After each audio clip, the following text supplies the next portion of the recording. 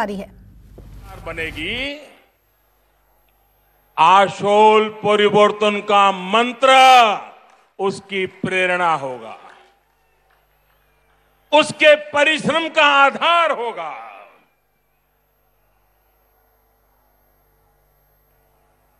आशोल परिवर्तन का मतलब, आशोल परिवर्तन का मतलब ऐसा बंगाल जहां युवाओं को शिक्षा और रोजगार के पर्याप्त अवसर मिले। आशोल परिवर्तन मतलब ऐसा बंगाल जहां लोगों को पलायन करने पर मजबूर न होना पड़े। आशोल परिवर्तन मतलब ऐसा बंगाल जहां व्यापार और कारोबार फले फूले,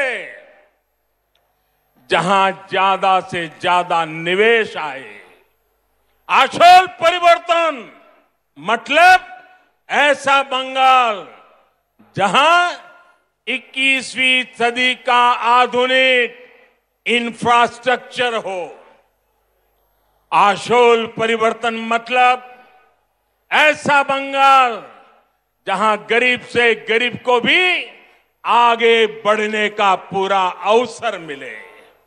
आशोल परिवर्तन मतलब ऐसा बंगाल जहां हर क्षेत्र, हर वर्ग की विकास में बराबर की भागीदारी होगी।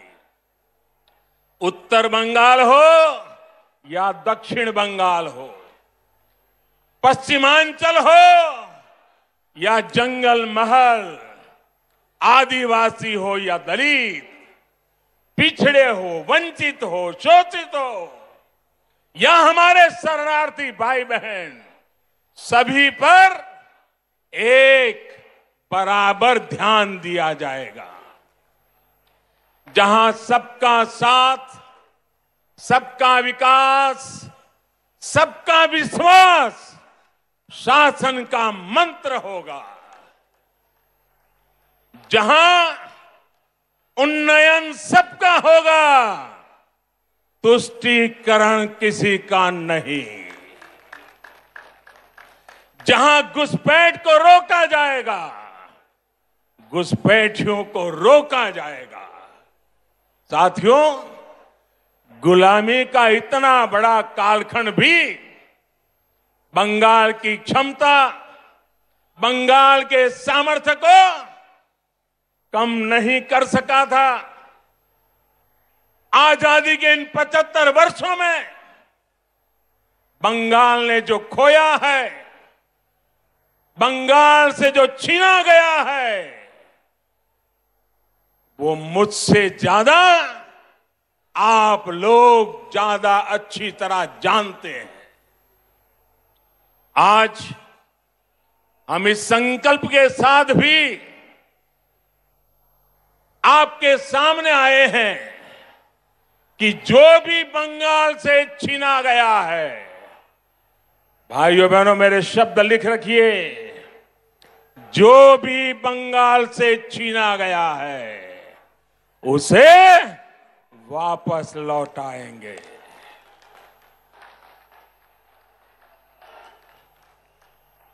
आज जब भारत अपनी आजादी के 75 वर्ष में प्रवेश कर रहा है, तो बंगाल एक नई ऊर्जा, एक नए संकल्प के साथ आगे बढ़ेगा।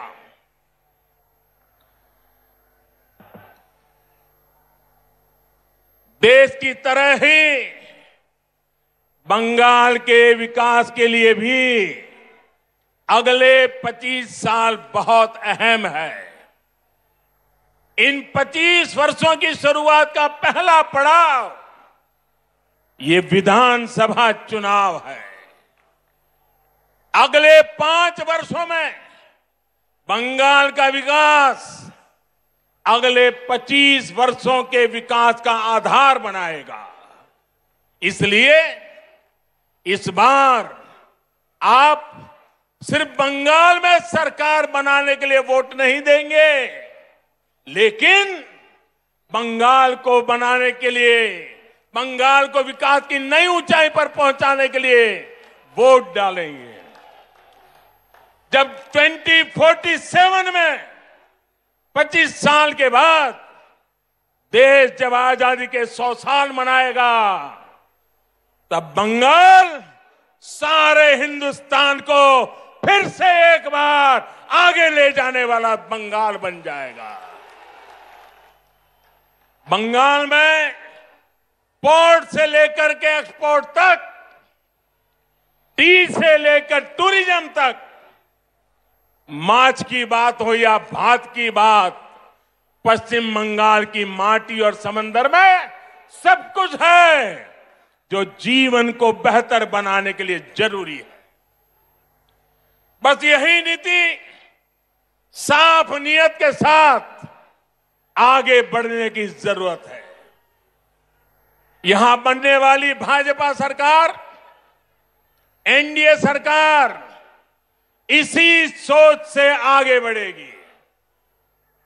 भाइयों और बहनों, कोलकाता तो सिटी ऑफ जॉय है। कोलकाता के पास समृद्ध अतीत की विरासत भी है और भविष्य की संभावनाएं भी है। ऐसा कोई कारण नहीं है कि कोलकाता के कल्चर को सुरक्षित रखते हुए इसे सिटी ऑफ फ्यूचर न बनाया जा सके। कुछ दिन पहले ही देश के टॉप शहरों की लिस्ट निकली है। ये हर बंगाल वासी की अपेक्षा है कि कोलकाता भी इस लिस्ट में टॉप के शहरों में हो। इसके लिए चाहे कनेक्टिविटी सुधारना हो, नए नए उद्योगों की स्थापना हो, टेक्नोलॉजी का विस्तार करना हो, स्टार्टअप के लिए बेहतर माहौल बनाना हो, हम पूरे कमिटमेंट के साथ काम करेंगे। आपने देखा होगा कोलकाता मेट्रो का विस्तार अब और तेजी से किया जा रहा है। केंद्र की हमारी सरकार ने कोलकाता की धरोहरों को सजाने संवारने के लिए अनेक प्रयास किए हैं। जब कोलकाता में विकास का डबल इंजन लग जाएगा तो वो रोड़े, वो अड़चने भी खत्म हो जाएगी जो भी कदम कदम पर हमें अनुभव होती है।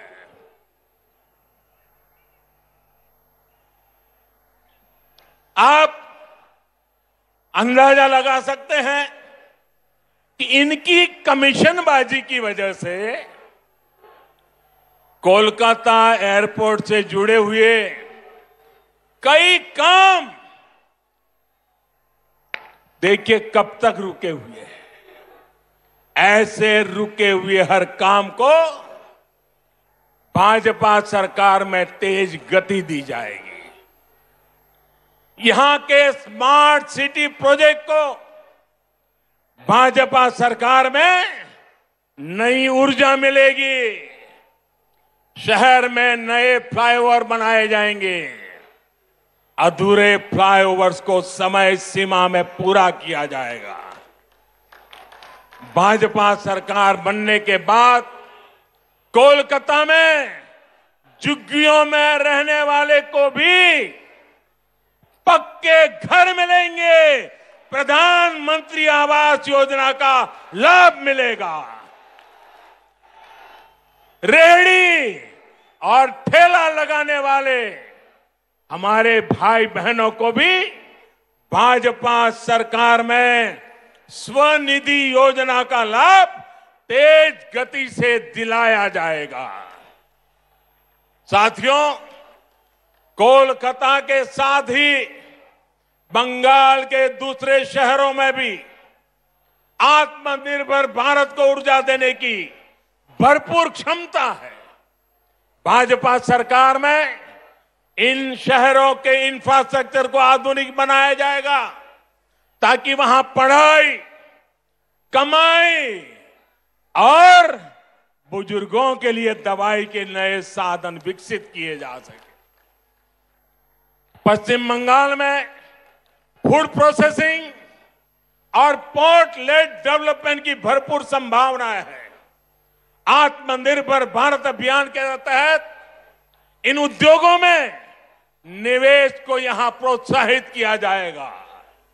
इससे किसानों से लेकर मछुआरों तक हर किसी को लाभ मिलेगा।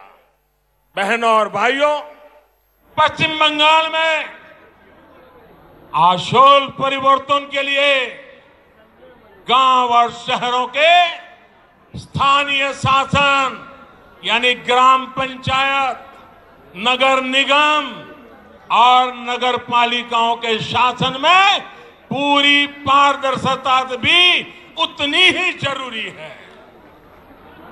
इस लोकतांत्रिक व्यवस्था को जिस तरह से तहस नहस किया गया है वो आप भली भांति जानते हैं। इस व्यवस्था को बंगाल में भाजपा फिर से मजबूत करेगी।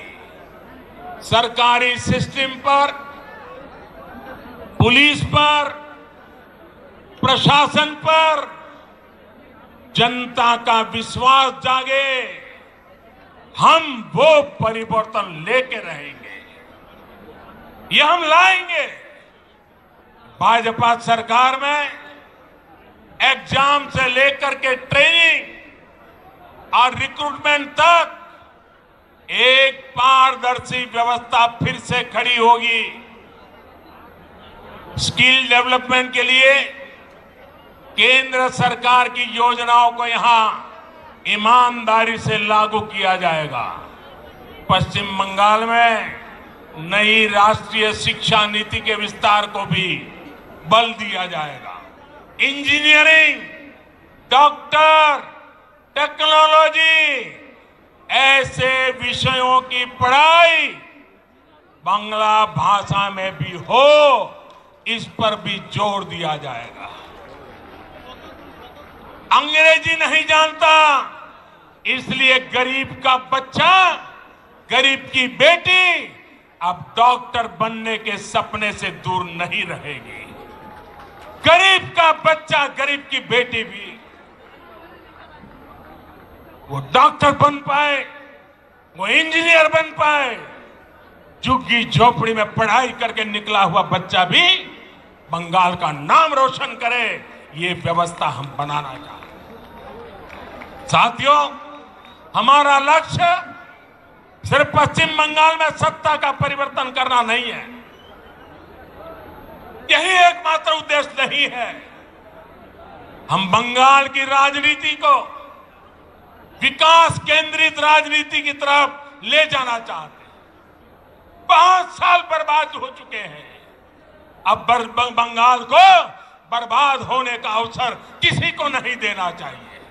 और इसलिए हम आशोल परिवर्तन की बात कर रहे हैं। और आशोल परिवर्तन के इस महायज्ञ में बंगाल के लोगों को भी ये भी याद रखना है कि उनके साथ किस तरह का छल बार लगातार कैसा छल किया गया है, इसे भूलना नहीं।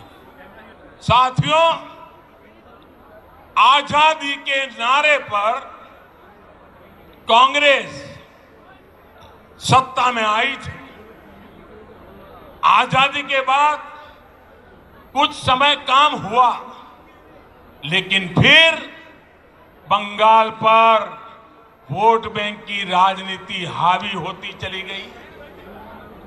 इस राजनीति को वामपंथियों ने बढ़ाया और आगे लिया, और वामपंथियों ने तो नारा दिया।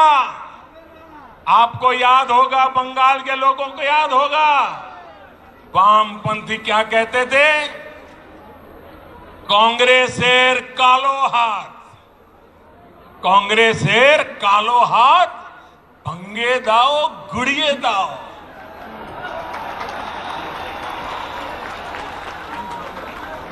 ऐसे ही नारों के दम पर वामपंथी सत्ता में आए, लगभग 3 दशक तक सत्ता संभाली। मैं जरा पूछना चाहता हूं, आज उस काले हाथ का क्या हुआ रे? ये काला हाथ कैसे गोरा हो गया रे? जिस हाथ को वामपंथी तब काला समझते थे, वो आज सफेद कैसे हो गया? जिस हाथ को तोड़ने की बात करते थे, आज उसी का आशीर्वाद लेकर वो चल रहे हैं। साथियों, वामपंथियों के विरुद्ध ममता दीदी ने परिवर्तन का नारा दिया था। पश्चिम बंगाल से मां, माटी, मानुष के लिए काम करने का वादा किया था। आप मुझे बताइए, पिछले 10 साल से यहां की टीएमसी सरकार ने क्या सामान्य बंगाली परिवार के जीवन में वो परिवर्तन आया जिसकी बंगाल की जनता आशा करती थी? आया वो परिवर्तन? वो वादा पूरा किया? जो आपको कहा गया था वो किया गया? क्या किसान के, श्रमिक के, कर्मचारी के जीवन में वो परिवर्तन आया जो वो चाहते थे? आया क्या? क्या गरीब के जीवन में कोई परिवर्तन आया है क्या? गरीब और गरीब हो, ऐसा काम उन्होंने किया है कि नहीं किया है? क्या पश्चिम बंगाल के स्कूलों और अस्पतालों की स्थिति में कोई परिवर्तन आया है? क्या बंगाल के युवाओं के रोजगार की स्थिति में कोई परिवर्तन आया है? क्या बंगाल के औद्योगिकरण में वो परिवर्तन आया जितना उसका सामर्थ्य है? क्या दशकों से चली आ रही खून खराबे की राजनीति में परिवर्तन आया क्या? साथियों, आज बंगाल में मां, माटी, मानुष की क्या स्थिति है, ये आप भली भांति जानते हैं। मां पर गली गली में हमले होते हैं, घर में घुसकर मां पे हमले होते हैं। अभी हाल में जो 80 साल की बूढ़ी मां के साथ हुआ है, जो निर्ममता दिखाई गई है, उसने इन लोगों का क्रूर चेहरा पूरे भारत को दिखा दिया है। बीते 10 साल में बंगाल की शायद ही कोई मां है, शायद ही कोई बेटी है जो किसी न किसी अत्याचार के कारण रोई नहीं है, कोई सवाल न उठा सके। इसलिए ये आंकड़े भी छिपा करके बैठ गए हैं। साथियों, माटी की तो बात करने वालों ने बंगाल का कण कण, बंगाल का तिनका बिचौलियों, कालाबाजारी करने वालों और सिंडिकेट के हवाले कर दिया। आज बंगाल का मानुष परेशान है।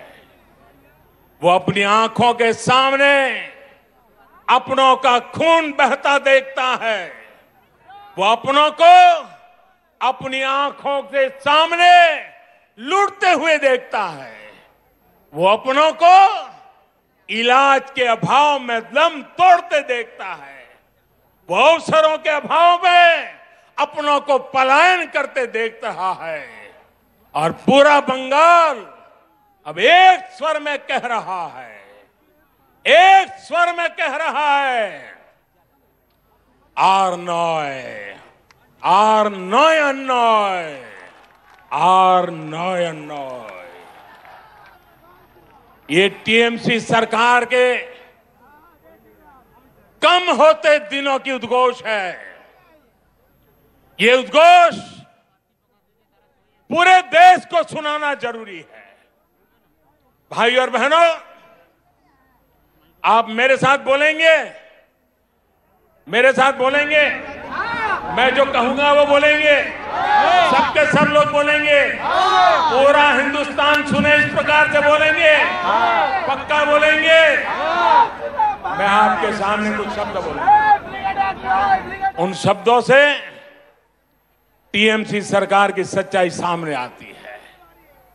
मैं जो शब्द बोलूंगा उसके बाद आपको 2 बार बोलना है, पूरी ताकत से बोलना है। आपको बोलना होगा आर नॉय, आर नॉय। मैं जब बोलूंगा उसके बाद बोलना है। और इसके अंदर आपका गुस्सा, आपका आक्रोश, आपके दिल की आवाज निकलनी चाहिए, जो हिंदुस्तान के कोने कोने में पहुंचनी चाहिए। बोलेंगे, पक्का बोलेंगे। आपको आर नॉय बोलना है, ठीक है। भ्रष्टाचार, 2 बार बोलना है। भ्रष्टाचार, भ्रष्टाचार, तोलाबाजी, तोलाबाजी, कटमनी, कटमनी, सिंडिकेट, सिंडिकेट, बेरोजगारी, बेरोजगारी, हिंसा, हिंसा, आतंक, आतंक, तुष्टिकरण, तुष्टिकरण, अन्याय, अन्याय।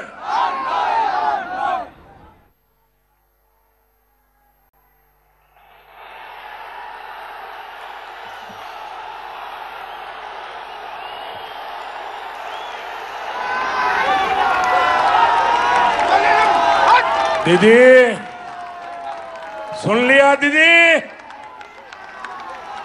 ये बंगाली की आवाज है, ये बंगाल की आवाज है दीदी। आज पश्चिम बंगाल के नौजवान,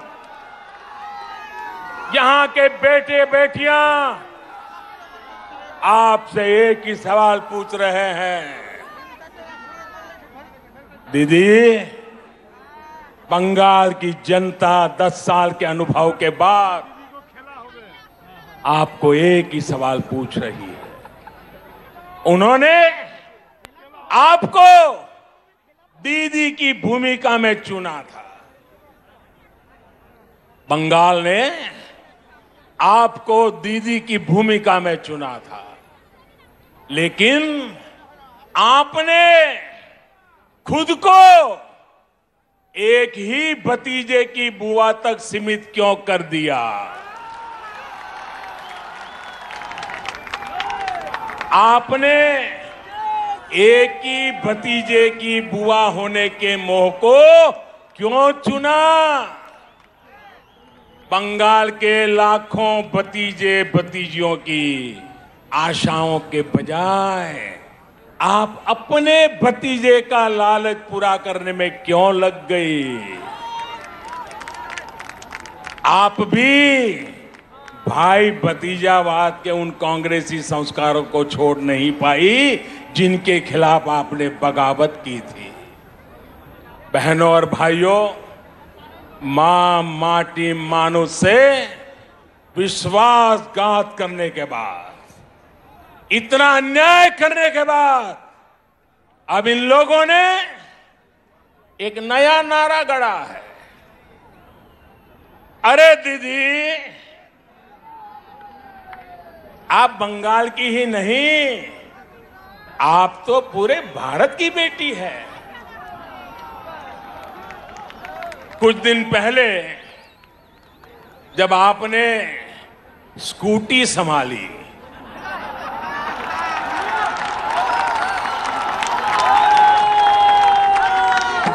तो सब लोग प्रार्थना करते थे आप सकुशल रहे, आपको चोट न लग जाए। अच्छा हुआ आप गिरी नहीं तो जिस राज्य में वो स्कूटी बनी है उस राज्य को ही अपना दुश्मन बना लेती। अगर स्कूटी साउथ में बनी होती तो साउथ को दुश्मन बना लेती, अगर स्कूटी नॉर्थ में बनी होती तो नॉर्थ को दुश्मन बना लेती। अच्छा हुआ आप ठीक है, तब आप गिरी नहीं। जब आपकी स्कूटी भवानीपुर जाने के बाद बदल नंदीग्राम की तरफ मुड़ गई,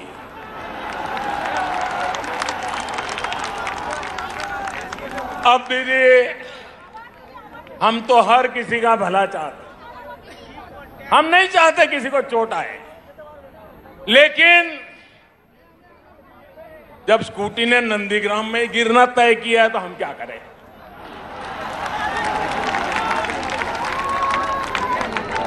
साथियों, ये संयोग ही है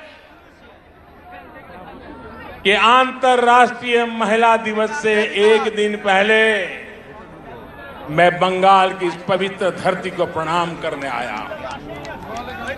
ये वो धरती जिसने मां शारदा देवी, मातंगिनी हाजरा, रानी रासमोनी, प्रीति लता वादेदार, सरदार देवी चौधरानी, कामिनी राय जैसी अनेक होनहार बेटियां भारत को दी। ये मेरा सौभाग्य है कि बीते 6 साल में केंद्र सरकार की हर योजना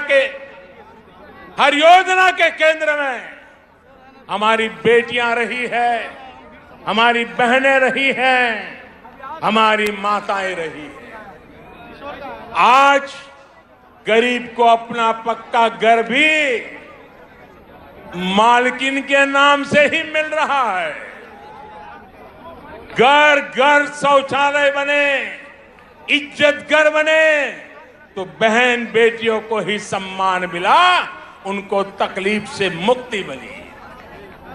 बंगाल में 4 करोड़ से ज्यादा जनधन खाते खोले गए, इसमें आधे से ज्यादा खाते महिलाओं के ही हैं।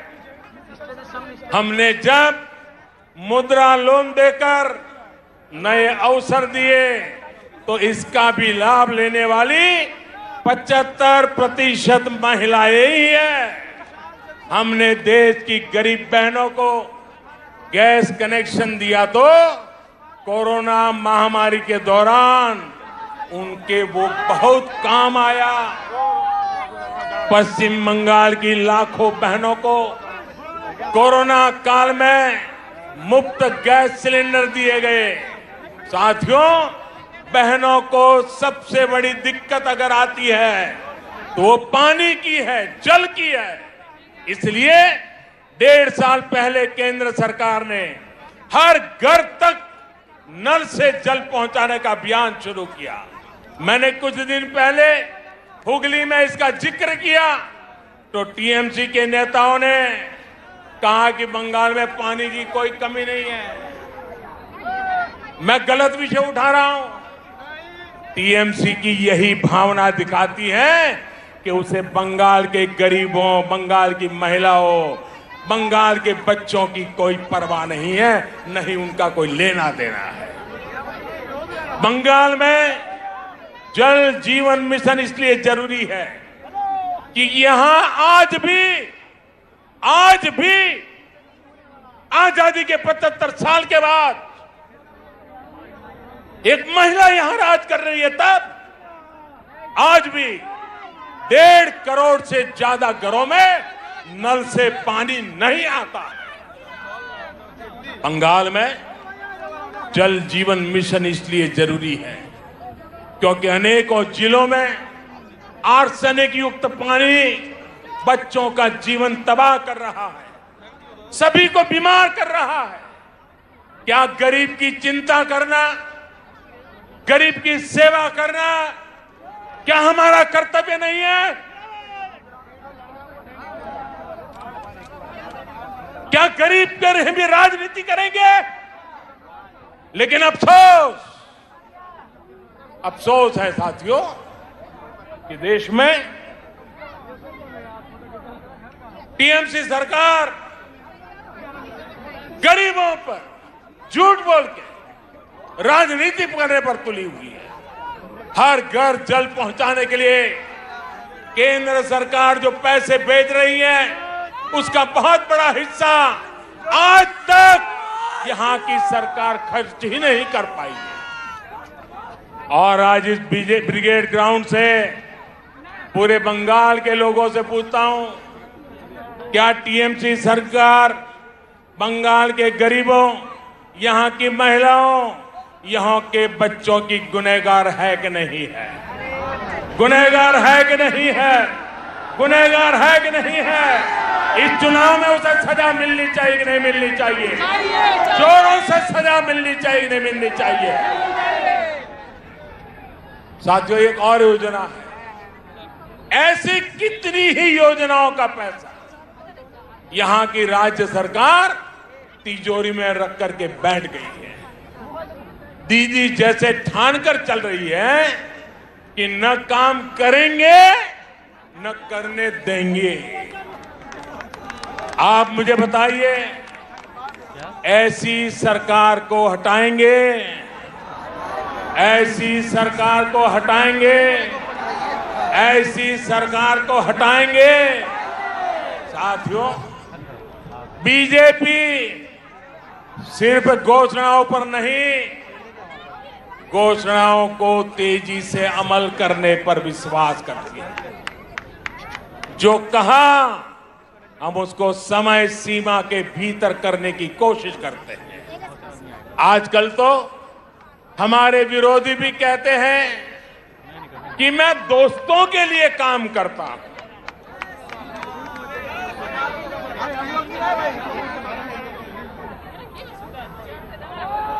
हमें कहा जाता है कि मोदी अपने दोस्तों के लिए काम करता है। हम सब जानते हैं, बचपन में हम जहां पले बड़े होते हैं, जिनके बीच में खेले होते हैं, जिनके साथ पढ़े होते हैं, वो हमारे पक्के दोस्त होते हैं, जीवन भर के पक्के दोस्त होते हैं। मैं भी गरीबी में पला बड़ा और इसलिए उनका दुख दर्द क्या है, चाहे वो हिंदुस्तान के किसी भी कोने में क्यों न हो, क्योंकि वो मेरे दोस्त हैं, मैं उसे भली भांति अनुभव कर सकता हूं।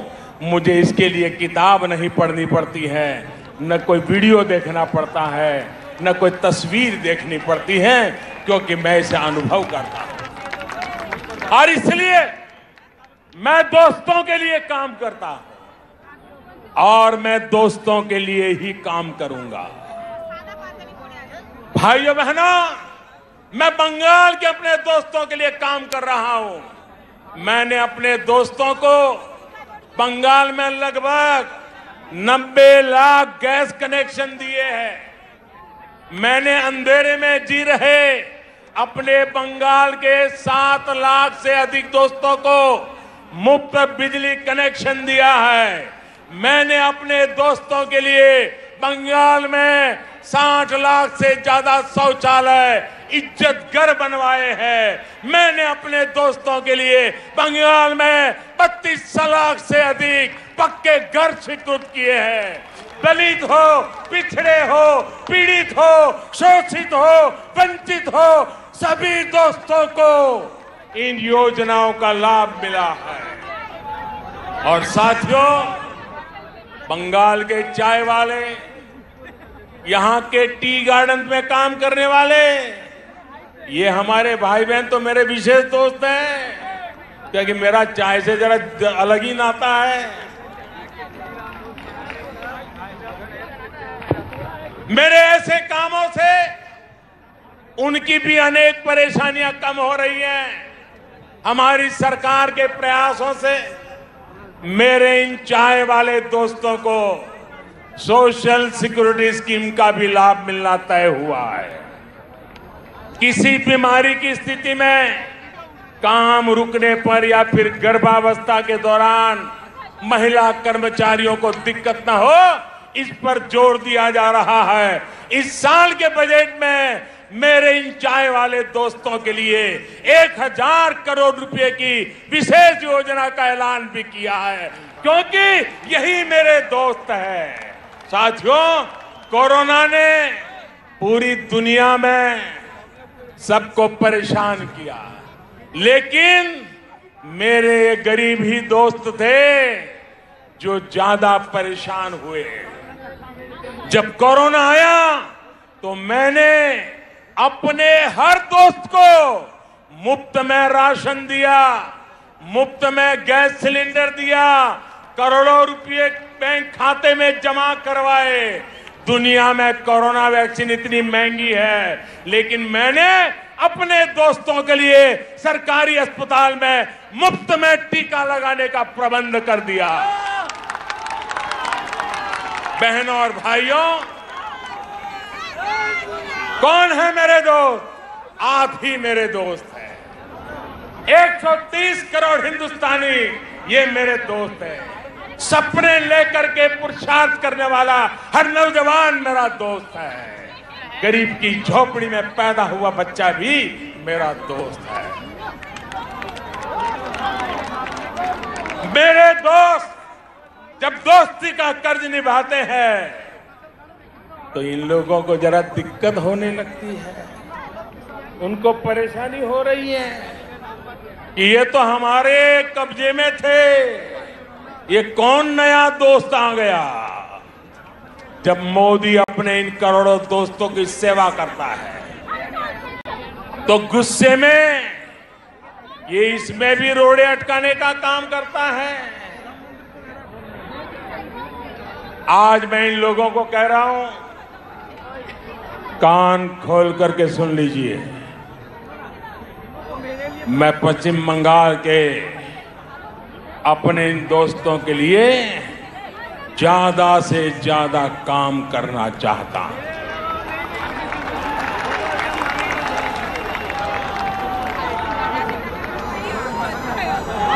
बंगाल सरकार रोक रही है, लेकिन मैं बंगाल के लाखों किसान दोस्तों के बैंक खाते में हजारों करोड़ रुपए सीधे जमा करना चाहता हूं।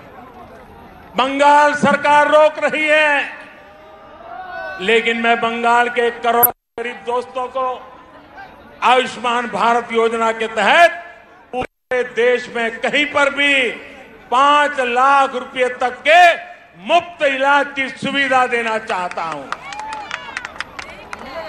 अब मेरे आप सभी दोस्त बताइए, दोस्ती चलेगी या तोलाबाजी?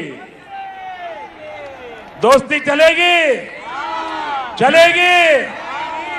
बहनों और भाइयों, आपके इसी जोश से दीदी और उनके साथियों की नींद उड़ी हुई है। तभी तो ये लोग कह रहे हैं इस बार खेला होवे, खेला होवे, खेला होवे। वाकई ये लोग तो अनुभवी खिलाड़ी हैं, ये खूब खेलना जानते हैं। इन्होंने खूब खेला भी है। कौन से खेल बाकी छोड़ा है आपने? कितने ही घोटाले करके बंगाल के गरीबों को लूटा गया है, बंगाल की संपदा को लूटा गया है। आपने क्या बाकी छोड़ा है? यहां तो अम्फान पीड़ितों के लिए भेजी गई राहत भी लूट ली गई।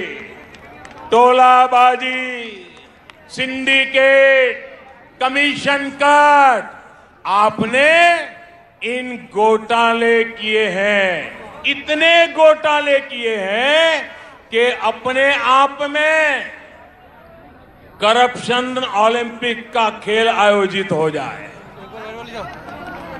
आपने लोगों की मेहनत की कमाई से लोगों की जिंदगियों से खेला।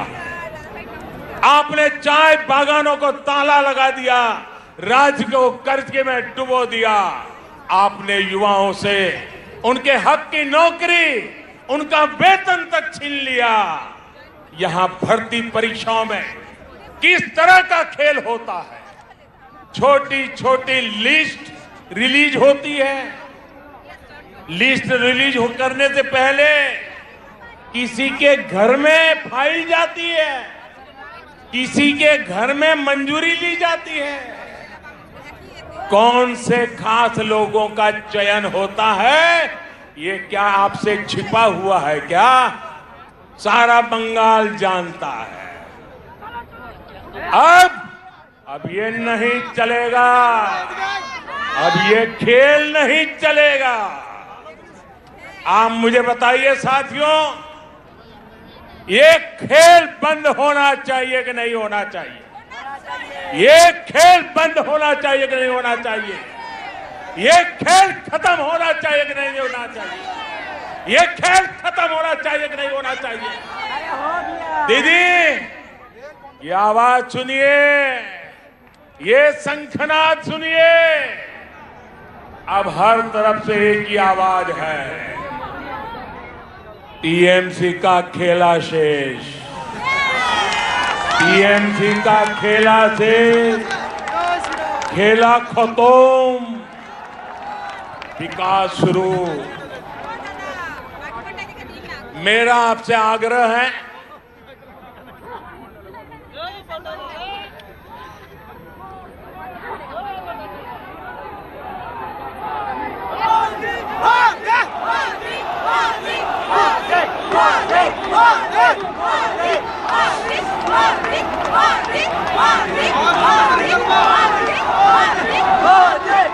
मेरा बंगाल के हर मतदाता से आग्रह है, मेरा आप सभी साथियों से आग्रह है, बॉय पोबेन्ना, बॉय पोबेन्ना, निर्भय बीजेपी के वोट করুন, কুশাসনের বিরুদ্ধে ভোট করুন, বাংলাকে ভয় মুক্ত করুন। বাংলা উন্নতি চায়, উন্নতির জন্য ভোট করুন। বাংলার জয়, ভারতের জয়। साथियों, हमारे यहां शास्त्रों में कहा गया है, क्रोधात् भवति सम्मोह, सम्मोहात् स्मृति विभ्रमः। यानी जब कोई असफलता में, डर में, खीज में गुस्सा करता है तो उस गुस्से से उसका मोह, विचलन और ज्यादा बढ़ जाता है। फिर उसे कंफ्यूजन होता है और कंफ्यूजन में इंसान लगातार गलती करता जाता है, बुरा करता जाता है, बुरा सोचने लग जाता है और अपना ही सब कुछ गंवा देता है। इस गुस्से में मुझे भी क्या क्या कहा जा रहा है, आपको याद होगा मेरे लिए क्या क्या कहा गया है। कभी रावण कहा जा रहा है, कभी दानव कहते हैं, कभी दैत्य, तो कभी गुंडा। दीदी, इतना गुस्सा क्यों?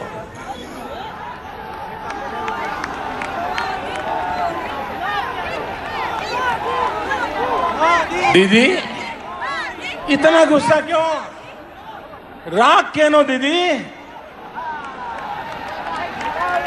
कोथाए घाल दो।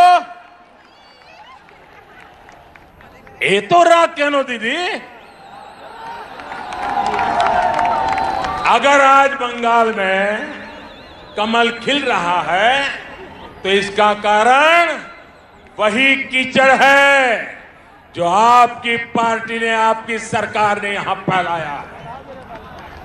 आपने बंगाल को विकास के बजाय बंटवारे की तरफ धकेला, इसलिए यहां कमल खिल रहा है। आपने बंगाल में क्षेत्र और संप्रदाय के नाम पर भेदभाव किया, इसलिए बंगाल में कमल खिल रहा है। आपने लोकतंत्र के नाम पर लूट तंत्र को बढ़ावा दिया, इसलिए बंगाल में कमल खिल रहा है। आपने गरीब को उसके हक से वंचित रखा, इसलिए बंगाल में कमल खिल रहा है। साथियों, दीदी को मैं बरसों से जानता हूं। ये वो दीदी नहीं है जिन्होंने वामपंथ के अत्याचार के विरुद्ध आवाज उठाई थी। दीदी पर अब उनका अपना भी बस नहीं है। दीदी का रिमोट कंट्रोल अब कहीं और है, इसलिए वो ऐसी बातें कर रही है जो बंगाल की मूल सोच के विरुद्ध है, जो बंगाल की परंपरा के विरुद्ध है। बंकिम बाबू, गुरुदेव टैगोर, स्वामी विवेकानंद, नेताजी जैसे महान सपूत जिन्होंने पूरे भारत को दिशा दिखाई, उन्हें टीएमसी की बाहरी सोच से कितना दुख होता होगा। भाजपा के लोगों को बाहरी बोलने वालों से पूछिए और जरा हिम्मत के साथ पूछिए, जरा पूछो तो जिस कांग्रेस पार्टी का नाम ले रहे हो, उस कांग्रेस पार्टी को जन्म किसने दिया था, स्थापना किसने की थी? क्या कांग्रेस पार्टी की स्थापना करने वाला बाहरी था का भीतरी था? जिस लेफ्ट ने, जिस वाम मार्गियों ने इतने वर्षे तक बंगाल पर राज किया, जिनकी विचारधारा मार्क्स, लेनिन, माओ पर आधारित है, वो बाहरी है या भीतरी? टीएमसी जो बंगाल की सत्ता में है, ये भी तो उनका मूल गोत्र भी कांग्रेस है। वो कांग्रेस से ही स्वार्थ के कारण निकले हुए लोग हैं, जबकि भारतीय जनता पार्टी की स्थापना के मूल में ही बंगाली चिंतन है।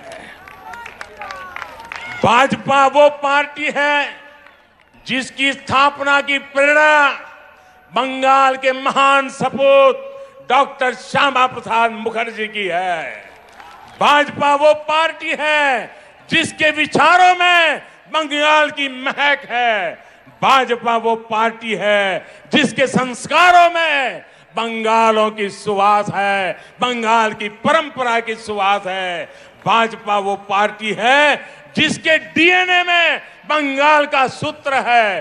भाजपा वो पार्टी है जिस पर बंगाल का अधिकार है। भाजपा वो पार्टी है जिस पर बंगाल का कर्ज है। भाजपा ये कर्ज कभी चुका नहीं सकती, लेकिन बंगाल की माटी का तिलक लगाकर उसे विकास की नई ऊंचाई पर पहुंचाना चाहती है। साथियों, देश के सबसे बड़े राज्य से लेकर देश के सबसे छोटे राज्य तक मैं भारतीय जनता पार्टी के माध्यम से आज जनता की हम लोग सेवा कर रहे हैं। कमल के फूल में बंगाल की मिट्टी की खुशबू है, इसलिए ही कहा जा रहा है लोकसभा में टीएमसी हाफ, लोकसभा में टीएमसी हाफ और इस बार पूरी साथ। इस बार पश्चिम बंगाल के भाजपा कार्यकर्ताओं से भी कहूंगा और मैं आदरपूर्वक स्मरण करते हुए कहना चाहता हूं, आपके तप, आपके त्याग और आपका बलिदान हिंदुस्तान के कोटि कोटि भाजपा कार्यकर्ताओं के परिवारजन उनको प्रेरणा देता है। आपने बंगाल की जो लड़ाई लड़ी है, जो त्याग किया है, जो पुरुषार्थ किया है, मैं आज आपके उस तप को, आपके उस त्याग को, उसके तपस्या को आज मैं फिर बार आदरपूर्वक नमन करता हूं। साथियों, पश्चिम बंगाल के साथ जो हुआ वो कोई भूल नहीं सकता। भाजपा के हर कार्यकर्ता के परिवार को, पश्चिम बंगाल में अन्याय का शिकार हर व्यक्ति को न्याय दिलाने के लिए हम प्रतिबद्ध हैं। आपके हर प्रयास में मैं आपके साथ हूं। आप पूरे जोश और जुनून के साथ एक एक मतदाता तक पहुंचिए। बंगाल में डर और भय के पुराने दिन अब 2 मई से आगे नहीं चलने वाले हैं। मैं बंगाल के सरकारी कर्मचारियों से भी आग्रह करूंगा, बिना किसी राजनीतिक दल के दबाव में आए काम करिए। देश का संविधान, देश का लोकतंत्र सर्वोपरि है, उसके ऊपर कोई नहीं है। मैं पश्चिम बंगाल के हर वोटर से कहूंगा, लोकसभा चुनाव में आपका मंत्र था चुपचाप कोमल छाप, चुपचाप कमल छाप। ये इसका कमाल कर दिया था। आपके एक वोट की ताकत आपने कश्मीर से लेकर अयोध्या तक दिखी है। इस बार आपको जोर से छाप, टीएमसी साथ के इरादे से आगे बढ़ना है। ये ब्रिगेड मैदान आज फिर से बंगाल में लोकतंत्र स्थापित करने जा रहा है और आप सभी उस क्षण के साक्षी बनेंगे। अब मैं आपसे फिर से एक बार कुछ बातें बुलवाना चाहता हूं। बोलेंगे? बोलेंगे? ये सारे शब्द बंगाल की इच्छा है। एक एक शब्द बंगाल का संकल्प है। ये आपका भी संकल्प है, ये मेरा भी संकल्प है। मैं जो शब्द बोलूंगा उसके बाद आपको एक सुर में बोलना है। ए बार, क्या बोलना है? ए बार बोलेंगे? ए बार बोलेंगे? पक्का बोलेंगे? আসল পরিবর্তন, আসল পরিবর্তন, আসল পরিবর্তন। চাকরি, চাকরি, महिला सुरक्षा, महिला सुरक्षा, कृषक सुरक्षा, कृषक सुरक्षा, विकास, विकास, सुशासन, सुशासन, सोनार बांग्ला, सोनार Bangla, BJP, BJP, BJP, BJP. हम सभी का संकल्प जरूर पूरा होगा। इसी विश्वास के साथ आप सभी का एक बार फिर मैं बहुत बहुत आभार व्यक्त करता हूं। दोनों मुट्ठी बंद करके पूरी ताकत से बोली मेरे दास, भारत माता की, भारत माता की, भारत माता की, भारत माता की। वंदे वंदे वंदे वंदे वंदे वंदे वंदे वंदे वंदे वंदे वंदे वंदे वंदे।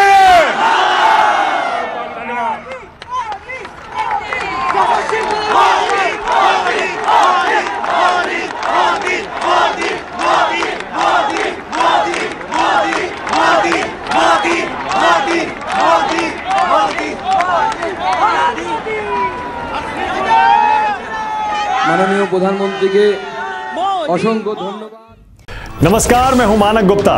अगर आपको हमारा ये वीडियो पसंद आया हो तो इसे लाइक और शेयर जरूर करें और हाँ, हमें सब्सक्राइब और फॉलो करना ना भूलें ताकि आप देश और दुनिया की कोई खबर मिस ना करें। तो जुड़े रहिए हमारे साथ और देखते रहिए News 24।